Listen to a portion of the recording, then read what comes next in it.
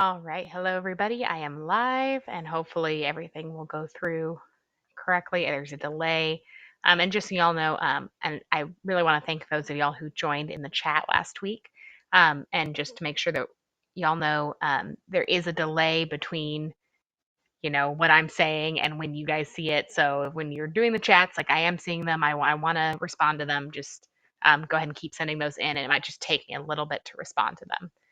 All right, so everything's coming through. That was real fast. I think that's the fastest it has ever um, started on YouTube from when I actually click go live. So they're getting better at it. I don't know. So we're talking about a few different things, and I know I put out a Tumblr post asking y'all what did you want me to talk about on this live stream with all the stuff going on, and several people mentioned they wanted to talk about Texas secession from the United States, and so we will talk about that definitely. So that's gonna be our main topic. But first, I just want to do a quick update on the election fraud stuff. Um, right now you're probably seeing, if you're watching mainstream news, you're seeing there is no fraud, or you're seeing the fraud is so small that it can't possibly impact the election results, or you're seeing that, it's not widespread enough. And so you might be seeing those things. But there are still challenges that are being filed. There's still evidence that's being gathered. There is evidence, it is out there. The media is just refusing to report it. We actually recently had so Kayleigh McEnany was giving a briefing, talking to the press about these allegations of fraud and all of this, and about what the campaign is doing and what the administration is doing to try and investigate these, right? And she starts talking about the fraud, and Neil Cavuto on Fox News, cuts away from her briefing, from her talking to the press about these results, and goes, well, we haven't seen any evidence, so she'll have to bring some evidence to back that up. He cuts away from her to say that and then moves on and does not go back to her. Meanwhile, she's still talking to the press, giving evidence. So if you're hearing from people that there's no evidence, and they're refusing to look at the evidence, there is evidence that's being filed, there's lawsuits being filed, there's evidence that's being presented, there are going to be court cases, there are recounts happening now. Georgia's doing a full recount, and I believe Arizona's doing a recount. Recounts are happening. And in some cases, they are automatic recounts triggered by how close the race is. And that is the big thing for people to understand. Yes, there is fraud in every election. Yes, there are irregularities that aren't necessarily fraud in every election. It doesn't have to be fraud. Irregularities, mistakes, errors, carelessness, all of those things are have the potential to change the balance here because it is so close. See, we have these things in every election, and normally we don't really pay attention to them because they're not significant enough to change the result of the election. However, this race has been so close that we really do have to count every legal vote. We have to count every vote that was legally cast on or before election day, according to the rules of that state, the laws of that state. Every state has their own set of election laws, so the laws in one state don't apply to another state. So just because it's legal over here doesn't mean it's legal over there. So we have to follow the processes in each individual state. And then in some cases, voters may say, you know what, I don't like the process in my state. The process in my state is not secure enough, or there's too many places for errors to happen. It doesn't have enough checks to make sure that errors are corrected. So if that's the case in your state, if you're looking at this and you're like, man, my state's laws are terrible, you need to talk to your legislature about that before 2022. You know, because that's going to be the next time we have an election, and we need to, and well, in some cases sooner, because some places are having runoffs and special elections. Um, like Georgia's having a runoff. So this is not over, and it's far from over. My prediction for the election fraud stuff is that we will see a case before the Supreme Court. I think there's going to be a lot of little cases happening in various states, but I think ultimately there will be a case before the Supreme Court in one or more states. It may end up being like, okay, here's all the states where we found significant fraud, and we want the Supreme Court to rule either yes, these fraudulently or incorrectly cast ballots need to be thrown out, or we need to have runoffs, or whatever it is that we need to do. if it ends up in front of the Supreme Court, if the Supreme Court ends up making a determination, or if it's just close enough and it's a tie or so, whatever the issue is, and the Supreme Court actually has to make the call, I do think it'll go to Trump. Okay, he does. I mean, he did have the opportunity to put several people on that court who, I mean, he chose those people, right? And also, at least three of them have personal issues with either Biden or Kamala Harris. If you go back and watch Clarence Thomas's confirmation hearings, man, Biden really went after him. So this might be payback time. But anyway, so I think we are going to see if it goes in front of the Supreme Court, I do think it goes to Trump. Um, I'm hoping that it does. As you remember, I've talked about it before. I didn't vote for Trump. I voted for him in 2016. I did not vote for him this year, but I also did not vote for Biden. There's no way. So I think it's so even though I didn't vote for Trump, and there are a lot of things that I have issues with him on, I would much rather see him go into office than Biden. And I do believe that he won. Regardless of whether I want him as my president or not, I believe he won. And I want the votes to be fairly counted. I want the election to be fairly decided by the votes, by the Electoral College, by all of the normal official legal processes. Because I want us to be able to go into 2022 and 2024 with an election process that we can trust. And I know there's been a lot of distrust in the election process before now. I think that is increasing, and I think we need to pay attention to that.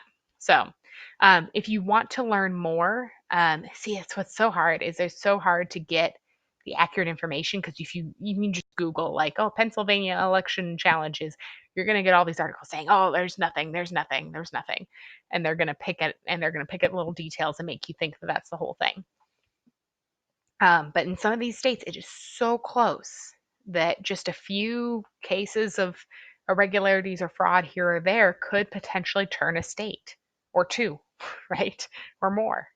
So, couple of places if you're wanting kind of continual updates, because I only stream every Saturday, and I actually may not be able to stream the next 2 Saturdays. What I might end up doing is putting together a couple of videos to the schedule them to go out, and I'll schedule them to premiere live on those 2 Saturdays. But I'm not going to be able to stream next 2 Saturdays, and I'll give you updates on why afterwards, because it's one of those things. So you don't want to broadcast everything, but I might talk to y'all afterwards about what's going on. But nothing bad, everything's fine. But just not to broadcast things before they happen.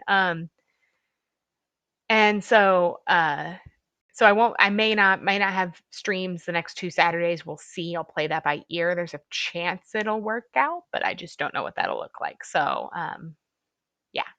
So if I don't, then I'll try to put together videos that can go out at the normal time, so you still get a video. But because I'm not doing like daily videos or regular videos throughout the week, I recognize that I can't give you all the minute by minute, updates that you may want on the election fraud process. So I'm here to say, a couple of good sources. I'm going to tell you the sources that I'm looking at to determine what's really going on. So the first one is Steven Crowder, Louder with Crowder. And again, I don't agree with that. It's like, just because I'm telling you to go watch him doesn't mean I agree with everything he ever says ever. Don't come at me like, well, Steven Crowder once said blah, blah, blah. I don't care. That's not why I'm sending you to him. I'm sending you to him because he is doing some awesome coverage. He and his team are doing awesome coverage of this, all the fraud, all the irregularities. Right now, they're in the process of doing a state by state, like here in each state, here's what's happening, here's what the evidence is. And so they just put out their video on Michigan, and so it's a good example to kind of look at what's going on. And so I'm actually going to share my screen here. And so this is actually from the Trump campaign website. So I'm going to adjust the size of my screen there so you don't get those little black bars on the side. But so the Trump campaign website itself, Trump campaign files suit in Michigan, citing irregularities, incompetence, and unlawful vote counting. So this is a press release from the campaign.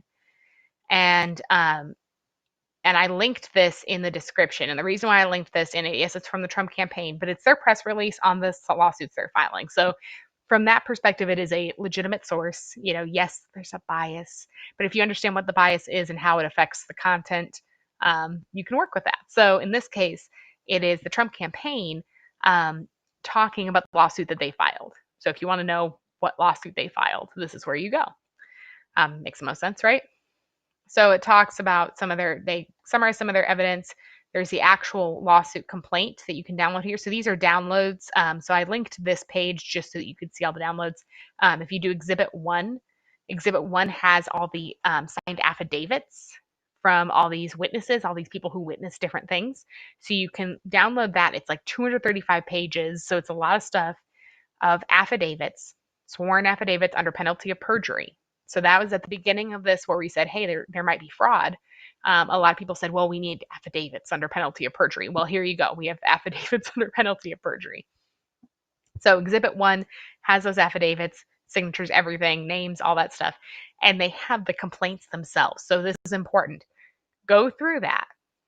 If you want to understand what's going on here, if you want to see the evidence is here.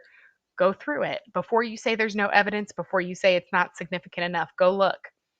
We're seeing all kinds of crazy stuff happening. So I just wanted to show you that. The link is in the description to this page. You can click through Exhibit 1, Exhibit 2, Exhibit 3, Exhibit 4. And this is just for Michigan. This is for Michigan only. This isn't Arizona or Nevada or Pennsylvania or Wisconsin. Those are all separate things, right? And some of them, and some of those may also be on the Trump campaign website. So you can check those out. But so there's different, there's different things here on that same website where they're putting out their evidence. That's the thing, is they're putting out their evidence. Here's their suit in Pennsylvania, and so here's their suit in Arizona. So go look at the evidence because they're putting out the evidence, right? They're saying, here, look, evidence. And so it's important that we take that into account. So do that. Okay. Again, I definitely welcome your comments in the chat live, and I also definitely welcome your comments after the fact. And also please definitely feel free to contact me through Tumblr if you have additional questions about any of this stuff.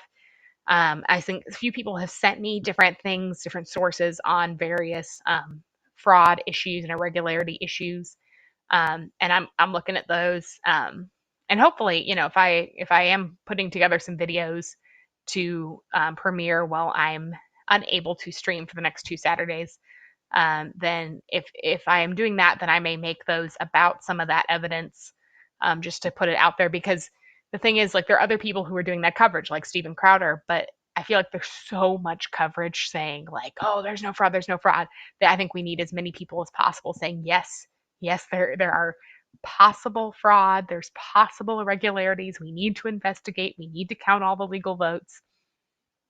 And that's the thing. It's not just about fraud, right? So fraud is where somebody is intentionally messing with the system to, one way or another, to make the results the way they want.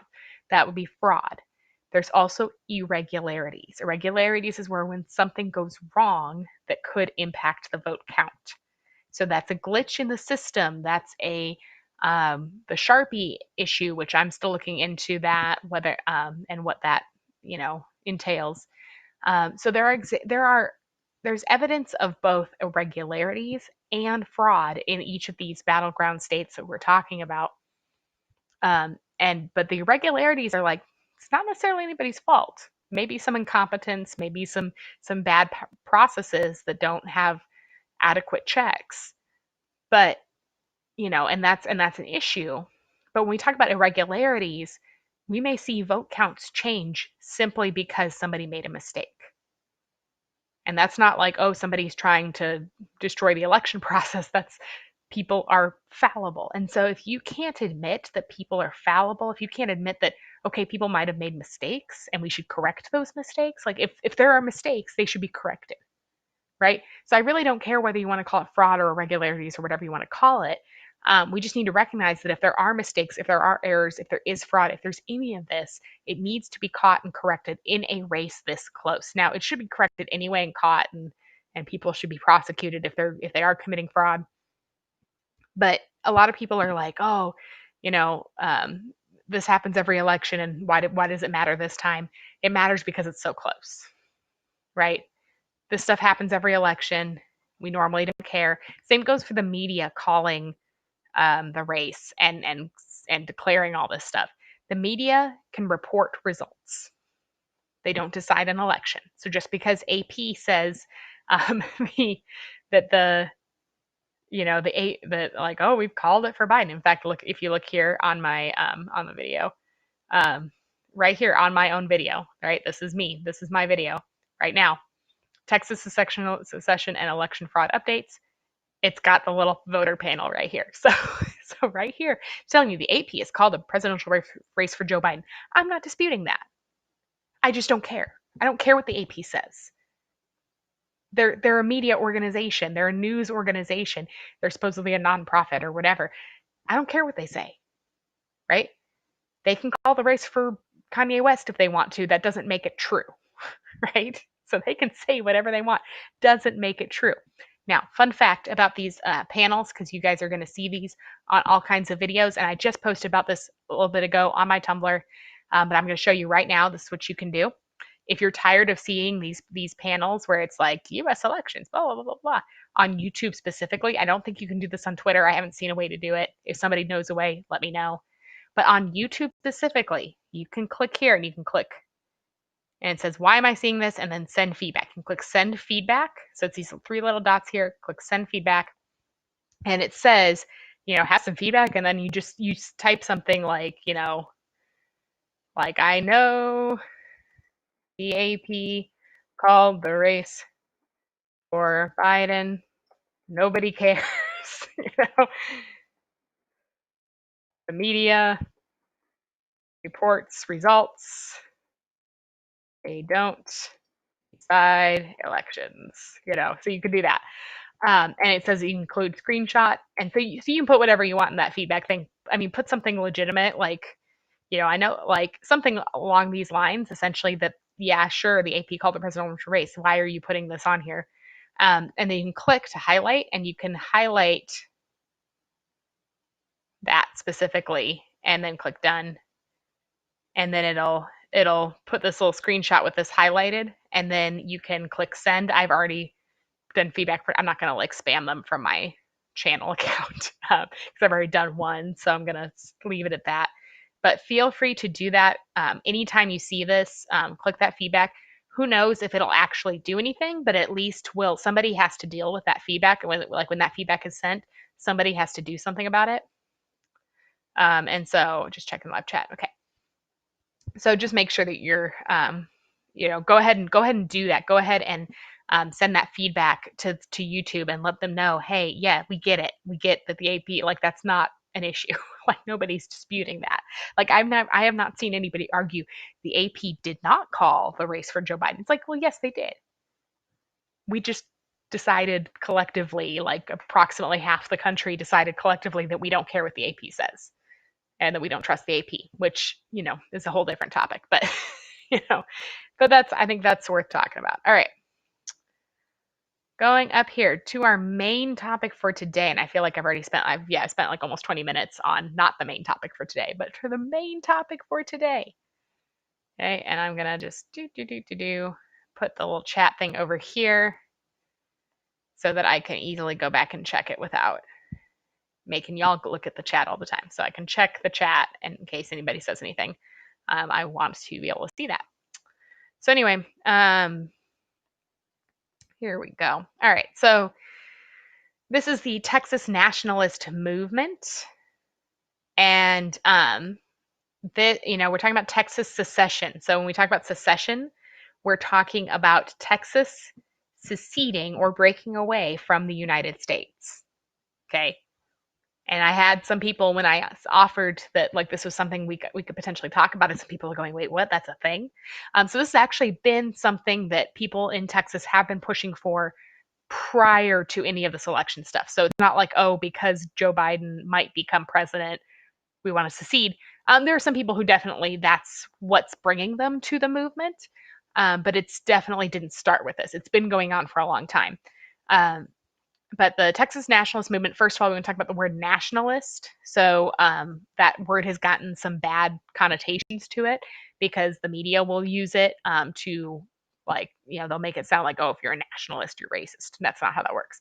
Now, if you're a white nationalist, then yes, you might be racist. But Texas nationalist is simply the idea that we want to have our own, Texas be its own country, and we want to kind of worry about ourselves, right? Like we want to have our own country, we want to make our own laws, we want to run things our way. That's all nationalism is. So nationalism for the United States is I love my country. I want my country to do what's best for my country. Like I want to put my country first above other countries because it's my country. And this is, so it's a reasonable thing, I think, but whatever. People try to make it like it's a bad thing, but Texas nationalist movement is simply the idea of having Texas become its own nation again. It used to be a country. Texas used to be its own country for about 10 years, from 1836 to 1845, 46-ish, and was its own country for that time, right? And we could do it again. In fact, we're actually in a better position now to become our own country than we were back in the 1830s and 40s when we did it the first time around. So we're actually in a better position now to do it. I'm going to talk about that. So the Texas Nationalist Movement is an organization. You can donate, become a member. If you're like, this is really cool, I want Texas to secede, you can participate in this. There's lots of different ways you can support them. I definitely recommend that if it's something where you're like, this is super cool. But we're talking about the idea of Texas becoming its own country, separate from the United States, but still, we can have free trade, we can have all that kind of stuff. It's not like we're going to be enemies. We don't have to fight a war. And we're calling it Texit, right? Hashtag Texit, like Brexit or whatever else, right? And they've been talking about this for a long time. So this is not a new thing because of Biden. And I want to make that clear. And I've supported this for a long time. Like I've talked about, I don't know if I've talked about it on this channel before, but I've definitely I'm pretty sure I've talked about it on my Tumblr, but it's been a while. Like I just hadn't kind of talked about it in a little bit, but now it's like, oh yeah, hey, remember this? But I think there's going to be more support behind it now because of the possibility of a Biden presidency.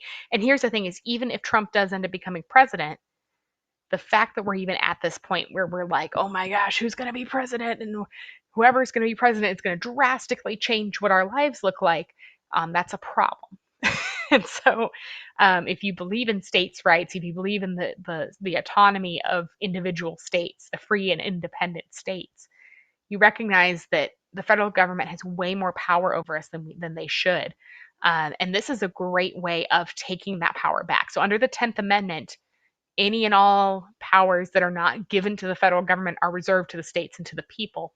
And that has been violated so badly, like so many times. That has been so tossed out the window, where the federal government is intruding in all these areas.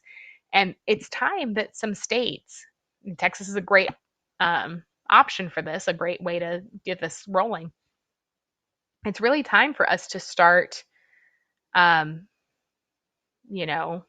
actually pushing back here. So, so if you look here, there's all kinds of great stuff. There's great kinds of articles. So how to effectively advocate. We'll get back to that one. But if you go up to the top and click menu, and I think if you're looking at this full screen, it's like across the top. But if you click Texit right here, there's so much information here. So this is Texit. There's a little cute little animation graphic. And it's got this quote from Sam Houston: Texas will again lift its head and stand among the nations. It ought to do so, for no country upon the globe can compare with it in natural advantages. And so what I want to talk about here is not only, if you're a conservative and you're living in, or you're a libertarian even, and you're living in any kind of conservative state that went red or went for Trump, you're probably thinking like, wow, if Biden steals this election, like if Biden manages to steal this election by, because they get away with all this fraud. Um, you know, and we have to recognize that as a legitimate government, like that's a problem. So if you're like, man, I wish my state would secede, Texas is in the best position of just about any state except maybe Alaska. Maybe I don't know. I might be off on that, but it's one of the best places if you were going to secede. Like this is the one to do it, right? So partially because we have the culture of independence in Texas, and we're losing a little bit of that because of all the people moving from places like California. But I think we can get it back. So I don't think we've lost it completely. And so, first of all, if you're conservative living, especially if you're conservative living in like a deep blue state, like a California or a New York or somewhere like that.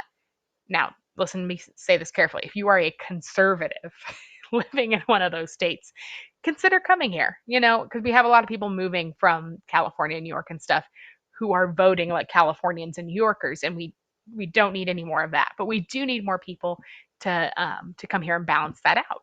So if you are a conservative and your state is deep blue and you're just so frustrated because it feels like nothing matters, with nothing you can do, there's nothing you can do, come move here. We'll welcome you. We appreciate it. If you're here, if you're coming here to vote for and to support, not just with the voting, but to support liberty and individual rights and all this, and free market and all those sorts of things. If you're supporting those things, we welcome you. Please come. Um, Especially if you're looking at this talk of Texas secession, you're like, man, if Texas seceded, I would want to move there. If you would want to be part of an independent, free Texas, go ahead and come over here because we need your help, right? Because we need not only do we need conservatives to help keep the liberal policies out, but we also need people who have that independence mindset and who are ready to have Texas secede and who want to help make that happen because we do need the people to make that happen. So here on the Texit page, there's a lot of great links again. If you click here, it says, what does it take for us to start the Texas process? Can we legally actually leave the union? And you click that, click either of those. There's this page, and it talks about the Texit referendum. And so this would be how we would actually leave.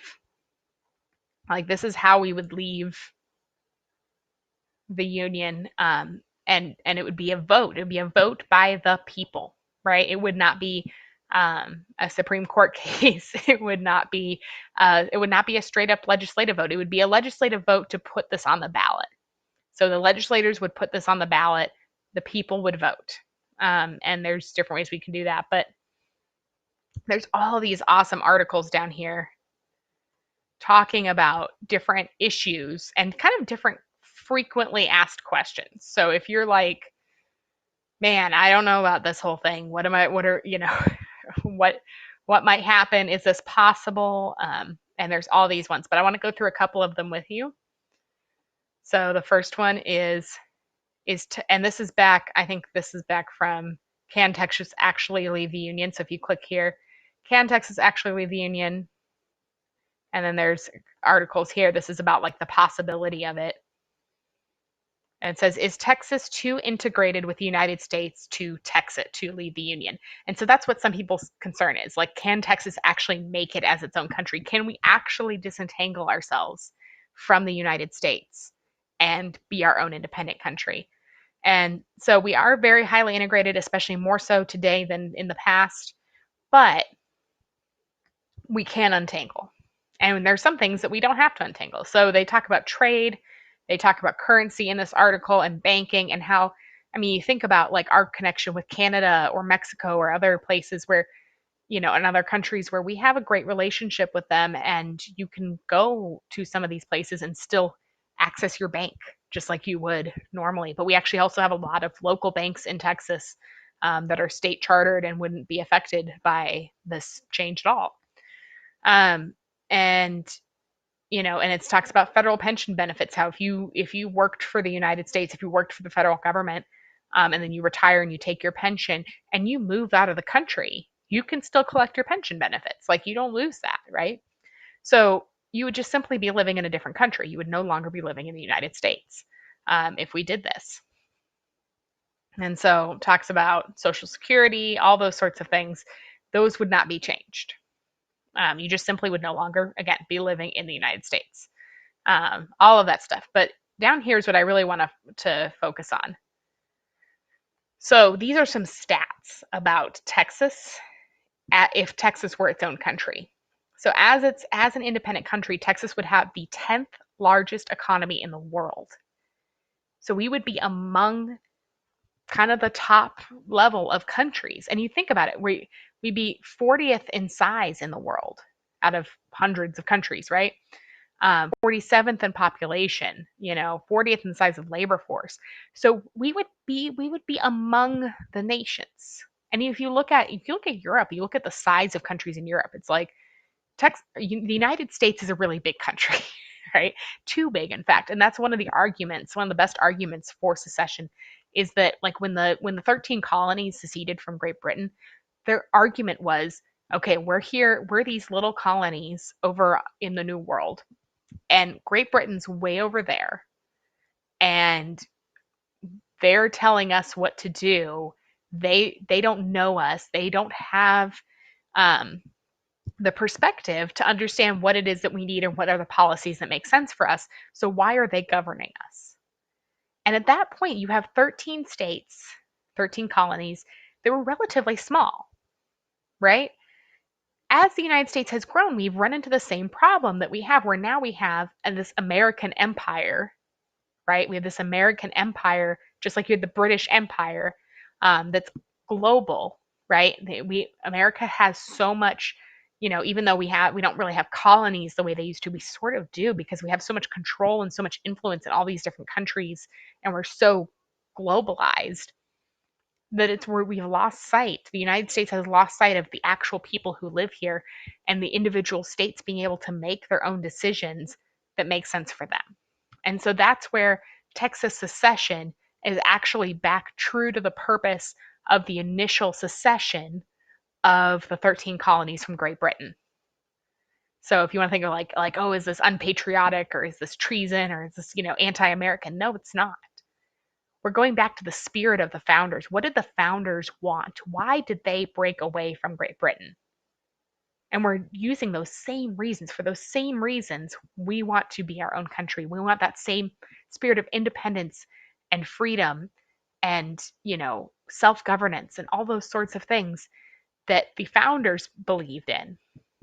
We want to exercise those things here today, right? The spirit of the revolution in 1776 and the founders was not, rah rah America.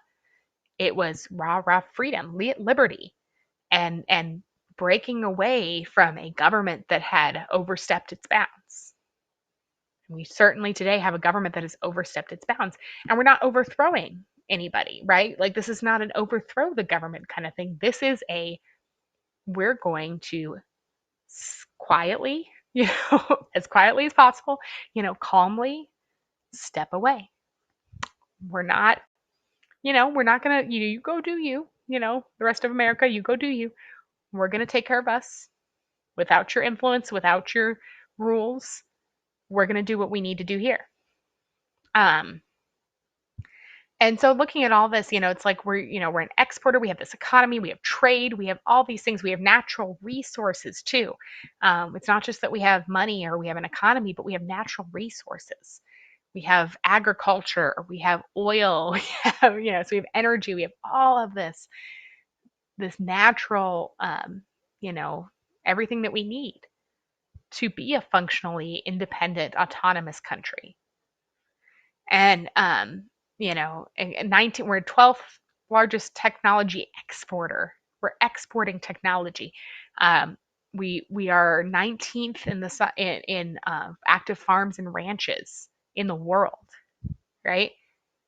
That puts us on par with other countries, right? We are on par with other first world countries just by our size. We also have our own power grid. Now, I've talked before when I've talked about EMPs and the possibility of a grid down scenario in regards to prepping. Sadly, our power grid is more interconnected with the U.S. power grid than I would like, But it is something we can disconnect. We can disconnect from the US power grid and be totally sufficient on our own, right? The US cannot turn the lights off on us, right? We have our own power, we have our own utilities, we have our own grid. We can just say no, we're going to disconnect from the US grid and we're going to be fine on our own. We do, we have coal, we have wind energy, we have we have all of it. And so, you know, we also have the ability to defend ourselves. We know that Texans are capable of defending themselves and have the mindset of doing so. We have civilian militias here in Texas, and we have, we would be able to defend our independence should we need to. I don't think we would have to. And TNM has stuff about that as well. But we're going to talk about this next part. So how does this actually happen, right? How do we actually get a vote? Like, you might be saying, okay, this sounds great. Yes, I want independent Texas out. And either you live in Texas right now, or you're considering moving to Texas, or you would move to Texas if we became independent. You'd want to be part of that. Okay, so now how do we make this happen? And so it's going to come to the Texas legislature. And so we need our legislators to know here in Texas that this is what we want. Because I think we have a lot of legislators who have not openly supported Texas independence, but would do so if they felt that that was what their constituents wanted. They wouldn't be opposed to it. They just may not realize how big of a push this is going to be. And I think that we're going to gain a lot of support. I think it's been a relatively small movement, but I think we're going to gain a lot of support, especially if Biden ends up becoming president. But here's my thing. Even if Trump is declared president, I still want this to happen. Right? I'm not doing this just because Biden might be president. Even with a Trump presidency, I still want this to happen because the federal government has too much power over Texas. And this is honestly, this is the best way to, get rid of those shackles of the federal government, get rid of those things where the federal government has tried to control what we can do. And from a pro-life perspective, right? Remember, because ultimately I want to abolish abortion. We can abolish abortion in Texas if we're our own country, right? We can do that. We have the votes for that easily. And currently, what's the only thing that has stopped us has been Roe v. Wade. And if we become our own country, Roe v. Wade is null. So, and I do believe that abolishing abortion must be a state-by-state thing. So, so I think that's an important factor too, from a pro-life perspective. This is one way where we can actually abolish abortion. We would be the first state, and we'd then be our own country, but we'd be the first one to finally completely abolish abortion without any input from the federal government. Like, we didn't ask their opinion. But so this talks about the legislators and talks about the Texas Constitution. Remember, every state has their own constitution. That's what governs the laws of that state, right? And then the U.S. Constitution governs federal law, federal government. So the Constitution says Texas is a free and independent state, subject only to the Constitution of the United States. So it does say we are subject to the Constitution of the United States at that level. And the maintenance of our free institutions and perpetuity of the Union depend on the preservation of the right of local self-government, unimpaired to all the states. So the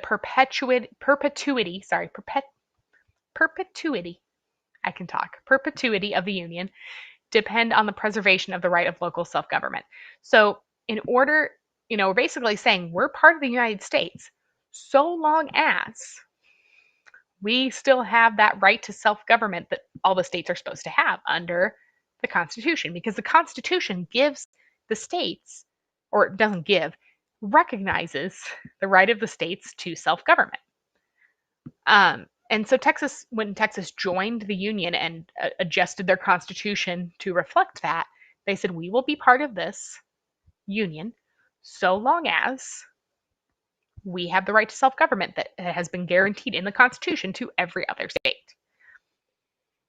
unimpaired, right? So that's the legality right there. So it basically says we have our own Constitution, we make our own rules. There's nothing in our Constitution that says we cannot break away. In fact, there's a clause in there that basically says that our participation in the Union is dependent on our right to local self-government. If we have lost that right, which I would argue we have, or they've tried to take it away from us anyway, then we need to take it back by walking away. We need to take back our right to local self-government. And so it says, but it does say we are subject to the Constitution. So let's look at the Constitution. What does the Constitution say? Nothing in the United States Constitution says that you cannot break away. There is nothing in there. There is no constitutional amendment. There is no clause in the Constitution that says you cannot leave. In fact, that would be very odd if there was, because the founding fathers had just broken away from another country. So if they were to then turn around and say you can't break away from us, that'd be very hypocritical. And it's not in there. And so it is a state matter. And so the 10th Amendment says powers not delegated to the United States by the Constitution, nor prohibited by it to the states, are reserved to the states and to the people. And so since the Constitution does not mention whether or not states can break away from the Union, therefore that's a 10th Amendment issue. And we have, talking about United States versus Darby Lumber, which basically, we've declared this relationship, but we could potentially exercise our powers, exercise our rights. It is a reserved power, right? And so, it goes into more constitutional stuff there. But the idea here is that according to our Constitution and the United States Constitution, that is the right to step away, the right to leave. This is a voluntary union of free and independent states. And that's what the United States was always meant to be. It was always meant to be a voluntary union of free and independent states, not a nation with provinces, right? We're not provinces, we're states. And it's interesting too, because outside of the context of the United States, the word state refers to an independent political entity such as a country. When we say the Secretary of State for the United States of America, Secretary of State, Secretary of the country, right? Talk about a nation state. The word state right there implies that we actually are independent, and that the federal government is supposed to be a unifying, body, but is not supposed to take the place of our local self-governance. And if it has exceeded its limitations, if it has lost its purpose, which I would argue it has, then it's time. It's time to say no more. Right? When a long train of abuses. Declaration of Independence. Go read the Declaration of Independence and tell me that we're not at that point. And now it also talks about, would we have to fight a war? No. Honestly, no. We would not have a civil war like we did with the Confederacy. That's not what's going to happen. Because honestly, the federal government knows that they do not want to fight with Texas. They would try to negotiate agreements with us. They would try to negotiate to convince us, no, don't leave. But honestly, there's really not much that they could do. And then let's go to this next one. So how do we get a vote? And so there's legislation that actually has been prepared by the Texas Nationalist Movement that is ready to go. And we need to, and our Texas legislature is part-time. We meet for 140 days every other year unless we have a special session that is called by the governor. So during that period of when we are in session, okay, we would have to file this bill. And it talks about the process, basically the legislative process in Texas. But the point is, this would be a bill that would be introduced by a legislator, passed through, and it would be a bill calling for a referendum. And then that referendum would be put on a ballot. And so then what happens after? So let's say we get the referendum, we get it going, and we're able to become independent. And so, we have our celebration. Let's say we get that vote. But essentially, everything's going to kind of keep going. We're not, it's not going to be a war. It's not going to be a battle. It's going to be okay, we've declared ourselves independent and we're going to disentangle our different processes, right? And so we're going to have to negotiate and transition. So we're going to have negotiations to transition different to private, not privatize, but take certain things that are federal and make them local, whether we create our own new institutions at a local level, or we are, whatever negotiations we end up having to have, to disconnect ourselves from all the different ways that we are entangled with the union.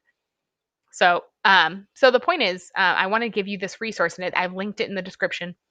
Texas Nationalist Movement, lots of great information.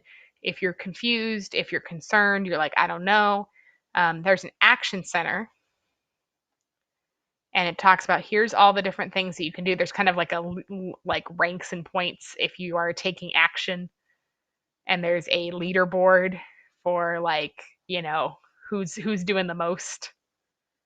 So I'm not doing that. I'm not logging in right now. I think you have to log in for this, but so if you want to join, yeah, this is going to make me log in. So if you want to join the Texas Nationalist Movement, okay, just go here. I think you just click log in. If I click that login button, I think it'll take me there. But this is, here we go, join the TNM.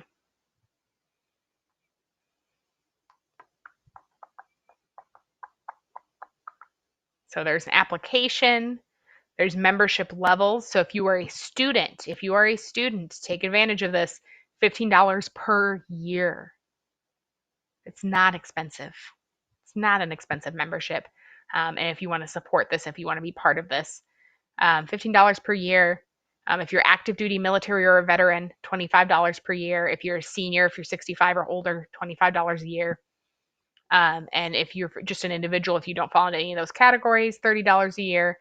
And the premium membership is $18.36 a month. $18.36 is the year Texas gained its independence initially. So that's cute. They're being cute there. But it's $18.36 a month. So that's if you want to give more, I think you get extra benefits for that. Right. And so that's joining, right? And you're supporting, if you choose to do this, you're supporting the Texas Nationalist Movement in their efforts. You're helping fund them. You get access to extra content and everything like that. But it's, again, all the stuff that you can do. There's an insider blog, there's an academy, there's a Facebook group. There's also volunteer opportunities. So let's take a look at that. I don't know if you have to log in to be, I don't think so. So yeah, you can join the team. So if you want to volunteer, so maybe you don't have the money to set aside, but you want to volunteer, there's lots of different, and this one's cool. This is connecting with self-determination movements in other countries in Latin America, and they do this in different places. So basically this is, communicating with other groups that are trying to also be independent and kind of coordinating with them and helping each other. Like, hey, we all want to be independent. We all want self-governance. Let's work together. And so there's all these different positions that you could volunteer for. Right? These are leadership team opportunities. So you can volunteer for any of these. And district director opportunities. So if you live in Texas, these are all kind of, if you live in Texas, and you want to get part of this, and you find the district that you live in, and you can be the district director if you want to. So there's all those. And then you can also just contact them and you say, hey, here's how I can help. Register your, and this is important too. If you're not necessarily paying any money, you're not necessarily signing up for anything, or you're not volunteering for anything, go ahead and just register your support here. Just go ahead and say, okay, I support this. I want more information. I want to help. You can just go ahead and sign up for emails basically. And so I am not directly affiliated with TNM in any way. I'm not benefiting. If you become a member and you give the money, that doesn't affect me in any way. I'm not asking y'all for money for myself. I'm just giving y'all this opportunity because some of y'all expressed interest in the idea of Texas secession. And so I wanted to just put that out there for you guys. Here's where it's happening. Here's where here's where it's going. And again, if you are in, and there's some, they've got some stuff on there about contacting your legislators, but essentially, if you want to see Texas secede, write a letter. This is my challenge to you. If you like this and you live in Texas and you want to see Texas secede,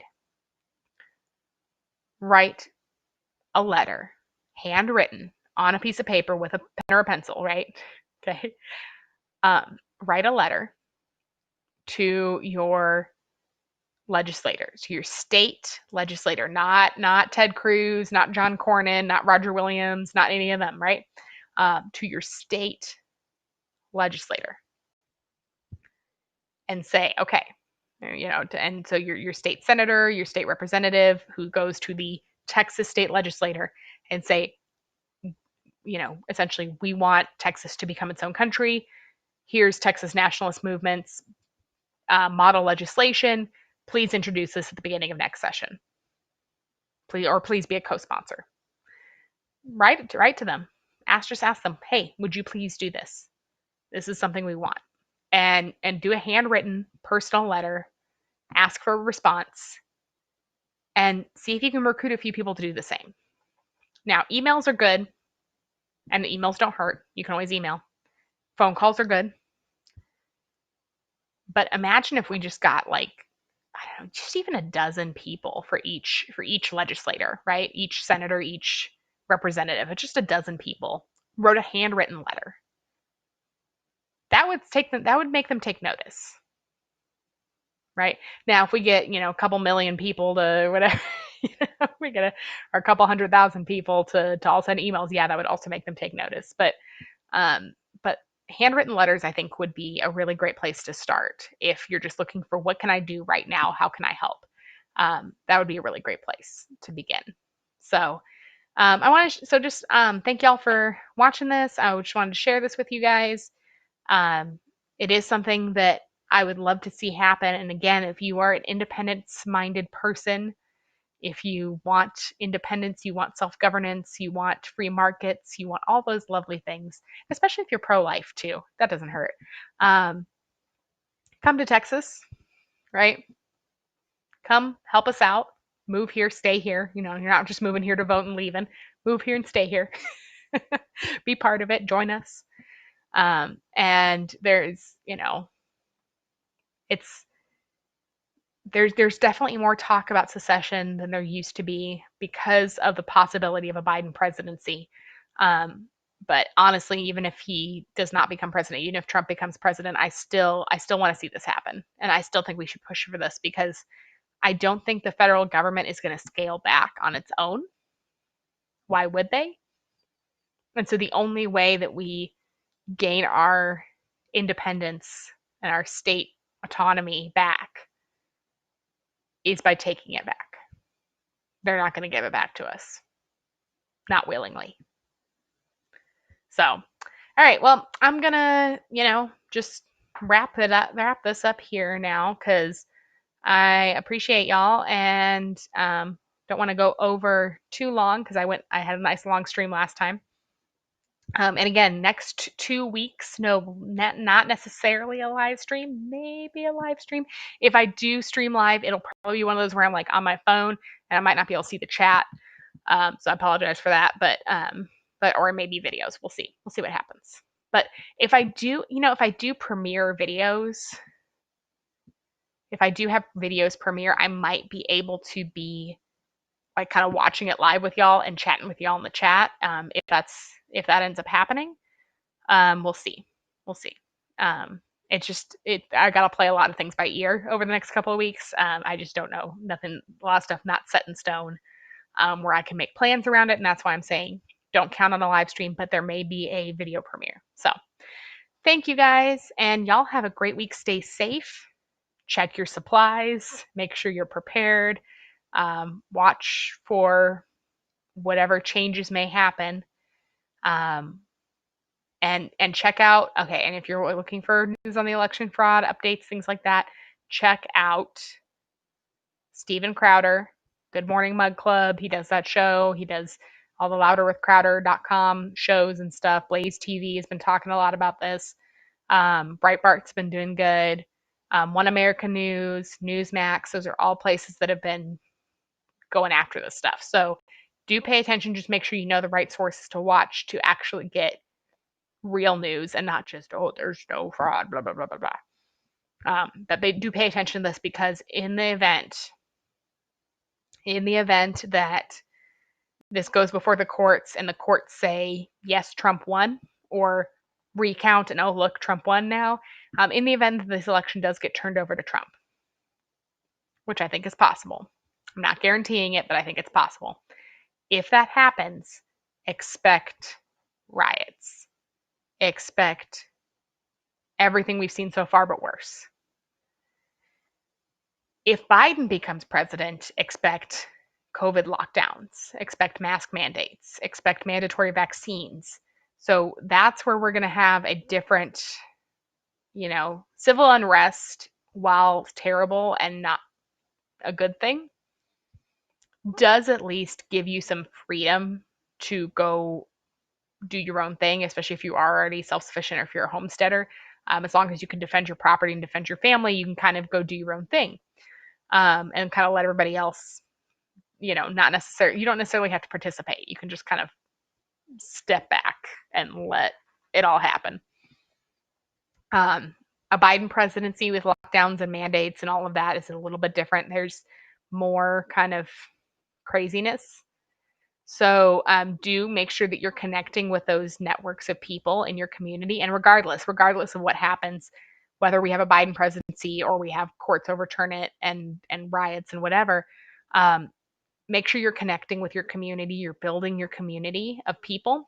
If you don't know where to go, if you don't have anybody, if you feel like you're alone, if you feel like you're totally alone and you can't actually um, connect with anybody, you don't know anybody who is taking this stuff seriously, you don't know anybody who you can connect with if things go crazy, I'm going to put this link down. It wasn't in there before, but it will be now.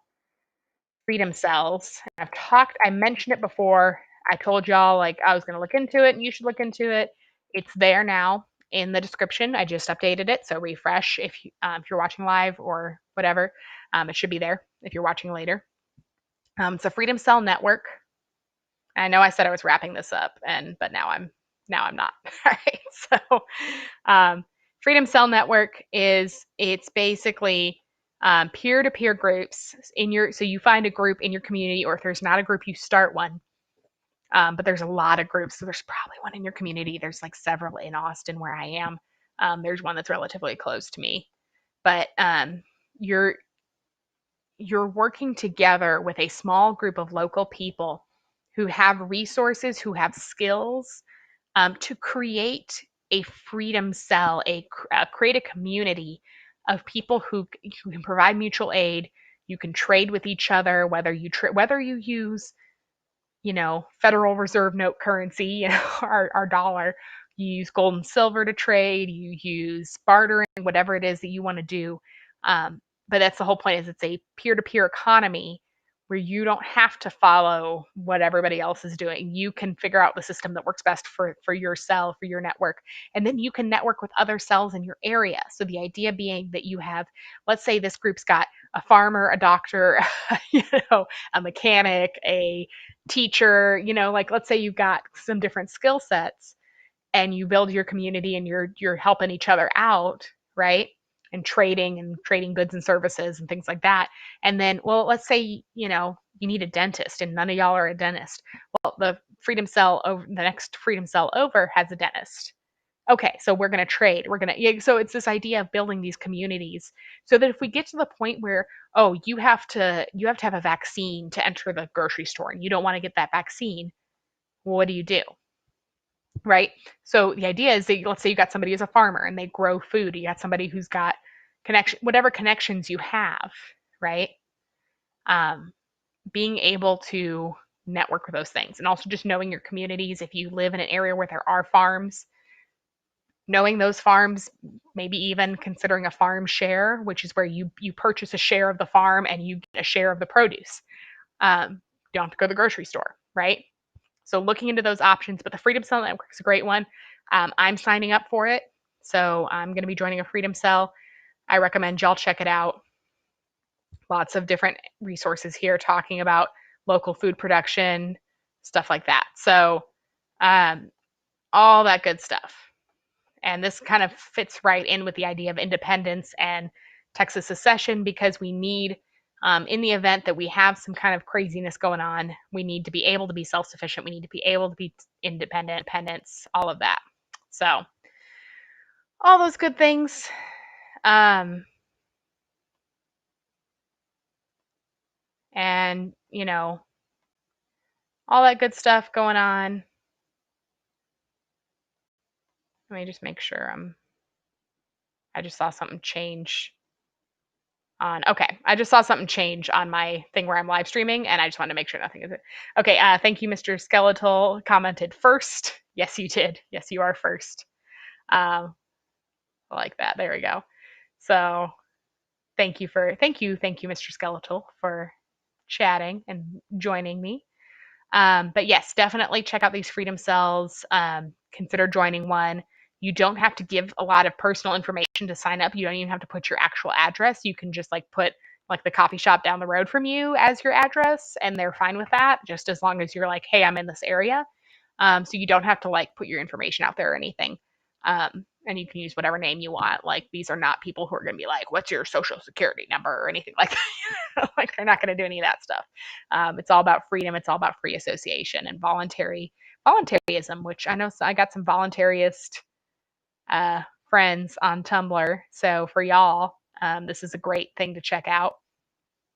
Or for you just libertarian, anarcho-capitalist, whatever y'all are, this is a great place to help make that happen. So just wanted to put that out there again. Thank you guys again for coming and watching, and just hopefully I'll have those videos.